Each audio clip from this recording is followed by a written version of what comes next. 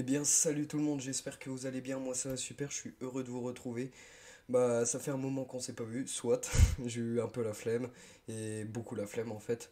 Je vais essayer de tout régler ça. Je vais regarder un peu ce qui s'est passé au niveau de mes porte-monnaies crypto, mais aussi de mes porte-monnaies en action, tout simplement, et de vous dire à peu près où faut investir en action et en crypto-monnaie, ce qui se passe en ce moment. On va débriefer un petit peu et voir un peu l'actualité crypto-monnaie et action. On va tout voir tout ça ensemble dans les prochaines vidéos, mais avant tout, je vais vous parler de l'explosion des shitcoins, comme c'était dit avant. Par exemple, le Shiba Coin, le Dogecoin, le SafeMoon, vous avez dû tous voir, ils ont un truc en commun, ils ont littéralement explosé. Mais quand je vous dis explosé, on n'avait jamais vu ça. À part la dernière fois avec le Dogecoin qui avait monté il y a un an maintenant, un an ou deux, à peu près, je ne sais plus exactement. Mais on voit ça très rarement parce que ce sont des crypto-monnaies qui sont décotées en fait. On les met de côté parce que on appelle ça des shitcoins. Pourquoi? Parce qu'ils n'ont pas forcément d'objectif et c'est ça qui fait peur aux investisseurs. Mais là en ce moment, tout le monde s'y met. Il y a une spéculation qui est en train de se former sur justement cette bulle shitcoin. Et je vais vous dire, est-ce qu'on investit ou pas encore? Est-ce que c'est bon d'investir ou pas? Et on va essayer de déchiffrer tout ce qui se passe en ce moment. Déjà, le Shiba Coin a littéralement explosé. On peut aller voir vite fait son cours pour vous prouver. On a pris un zéro. Un zéro qui a sauté, littéralement un zéro, vous savez ce que c'est énorme sur un porte-monnaie. Donc tous ceux qui ont investi à peu près en même temps que moi sur le Shiba Inu, ils sont littéralement en positif. Après, ils ne sont pas devenus millionnaires, bien évidemment. Rome ne se fait pas en un jour et il ne faut pas croire au miracle. Mais en tout cas, ils ont quand même de sacrées bonnes économies grâce à ce petit Shiba. Et aussi, je vais vous dire, est-ce qu'il faut le garder ou pas d'après moi? D'après moi, bien sûr, ça prendra avec des pincettes, c'est mon avis. Après, il faut que vous fassiez votre avis, je vous aide à prendre votre avis, bien évidemment. Il a rarement été vu ces derniers temps à ce niveau-là. C'est une montée fulgurante. On voit rarement ça. Il y a de nouveaux millionnaires, de nouveaux milliardaires. Après, c'est pas forcément nos investissements qui vont nous rendre millionnaires et milliardaires, mais on va dire que certains ont beaucoup plus investi, des baleines, des whales comme on appelle, et eux, ils sont devenus millionnaires ou milliardaires avec tout ce qu'ils ont acheté, bien évidemment. Ils ont profité de cette hausse fulgurante pour s'enrichir. Ensuite de ça, le Dogecoin a pris 37%, le SafeMoon a pris 32%. En fait, du fait que le Shiba Inu monte, ça a pris un engouement sur tous les shitcoins. Tous les gens se mettent à investir sur des shitcoins. Et moi, mon avis sur ça, je pense que si vous êtes nouveau investisseur, n'investissez pas maintenant. Pourquoi? Parce qu'on est dans une spéculation. Si vous avez investi déjà, c'est pas grave, gardez-le bien dans votre porte-monnaie. Il y a peut-être des chances que ça remonte, même si ça baisse, ça peut remonter, bien évidemment. Jamais vendre à perte, à part si vraiment ça tombe dans les abysses. Regardez par exemple le Dogecoin. Quelqu'un qui avait acheté dans la montée. Regardez aujourd'hui, la montée est quasiment la même. Le Dogecoin est quasiment remonté vers ses niveaux actuels. Donc en fait, vous n'avez rien perdu. Mais si vous l'avez vendu avant, bien évidemment que vous avez perdu. Il faut toujours être patient. C'est pas grave, on fait des erreurs. Même moi, j'ai fait beaucoup d'erreurs et j'en ferai encore, bien évidemment.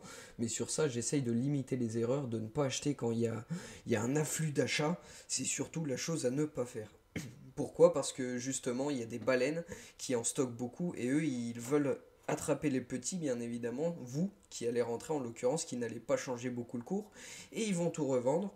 Et tout simplement, vous l'aurez dans les fesses, vous ne pourrez plus revendre au prix que vous l'avez acheté, ni au supérieur. Donc c'est pour ça qu'il ne faut jamais acheter quand tout le monde achète, quand il y a spéculation, quand tout le monde en parle, c'est surtout pas les moments où il faut acheter. Il faut acheter quand c'est calme, quand les investisseurs ne sont pas beaucoup là, vous n'êtes pas des gros porte-monnaie, donc bien évidemment on ne s'amuse pas à acheter à la hausse. Le SafeMoon à 33%, franchement, je pourrais vous en citer d'autres. Il y a vraiment tout qui est en train de monter et vraiment on est en train de se remplir les poches pour ceux qui en ont. Mais je ne vous invite surtout pas, les nouveaux, à vous mettre dedans. J'espère que mon conseil est bon, mais je pense qu'il est bon avec ce que j'ai vécu précédemment. Je pense que c'est ce qui va se passer. Au bout d'un moment, forcément, ça va chuter. Comme dit mon père, ça fait des montagnes, mais les montagnes elles baissent forcément au bout d'un moment. On n'a jamais un pic qui monte jusqu'au ciel, on va pas monter aux cieux non plus, hein. Vous vous rendez bien compte que ça va baisser au bout d'un moment. Il y a des gens qui vont vendre forcément. Alors, moi je conseille pas de vendre parce que j'attends toujours de voir comment se comporte le marché. S'il y a une petite baisse, on ne s'en préoccupe pas. Pourquoi? Parce qu'une petite baisse, ça va ne pas impacter beaucoup. Vous allez perdre quoi? Grand maximum 1000 $ sur votre bénéfice. Je préfère prendre le risque personnellement. Parce que moi, je vise du gros bénéfice. On va dire que même si je perds 1000 $ et que demain ça remonte, bah, je serai content, j'aurais fait une bonne affaire. Même si je perds mes 1000 $ et que je les revends du coup parce que ça rebaisse, bah je serais quand même content parce que j'aurais tenté. Et je pense qu'il faut tenter sur des petites crypto-monnaies comme ça parce que vous n'avez pas mis beaucoup. Et moi, mon ressenti, c'est de tenter sur des petites crypto-monnaies. On n'est pas sur une grosse action où il faut commencer à s'effrayer. Et même en action, il faut être tranquille. Tranquille et vraiment peser ses décisions. Et je pense que si vous voulez vendre à l'heure actuelle, pesez votre décision, pesez le pour et le contre, et regardez un peu tout, comment se comporte le marché, les gens qui en parlent, enfin tout ce qui tourne autour de cette crypto-monnaie, si vous voulez la vendre bien évidemment. Le même coin auparavant que tout le monde crachait dessus, vous pouvez remonter bien évidemment, ne serait-ce que peut-être 5 6 mois avant, tout le monde crachait sur le Shiba Inu. Pour eux, c'était pas une monnaie qui allait monter. Pourquoi? Parce qu'elle n'avait pas réellement de cause. En fait, elle n'apportait rien de révolutionnaire dans ce monde de crypto-monnaie. Et les investisseurs, notamment, regardent souvent le cursus d'une crypto-monnaie, regardent pourquoi investir dedans. Et si elle fait rien de nouveau, forcément, ils vont pas investir, les gens, c'est normal. Mais maintenant, c'est la spéculation qui fait monter la crypto-monnaie, comme je vous ai dit. Donc tout le monde crachait dessus auparavant, et maintenant tout le monde la veut, bien évidemment, c'est la spéculation. On peut même parler du tweet d'Elon Musk, malgré qu'il a dit qu'il n'en avait pas, c'est négatif ce qu'il a dit, mais pour autant, ça a un bon impact. Pourquoi? Parce qu'une personnalité comme Elon Musk, euh, comment dire, s'intéresse à une crypto-monnaie qui ne s'intéressait pas du tout auparavant. Lui qui prenait le Dogecoin, il a parlé du Shiba Inu, donc forcément, ça crée encore plus une hype sur la crypto-monnaie. Donc malgré que ça a cassé à un moment la courbe, ce n'est pas forcément une mauvaise chose ce tweet d'Elon Musk. Voilà. Je pense qu'on a assez débriefé, j'espère que vous connaissez mon point de vue et que pour le moment, n'investissez pas. Surtout n'investissez pas, faites ce que je dis parce que je pense que j'ai raison. Après, vous pouvez toujours, hein, mais il va falloir le garder un sacré bout de temps pour retrouver des hausses pareilles. Et vous aurez peut-être des chances de ne pas retrouver la hausse, bien évidemment, c'est le risque à prendre. Mais n'hésitez pas à attendre. Regardez, la leçon est là, le Dogecoin. Par exemple, vous l'aviez acheté à la hausse, et ben là, vous êtes remboursé. Pourquoi? Parce que ça a profité de la hausse du Shiba Inu. Donc c'est pour ça qu'il faut toujours attendre et être patient en crypto-monnaie ou en bourse. Dans les deux cas, dans tout investissement, il faut être patient.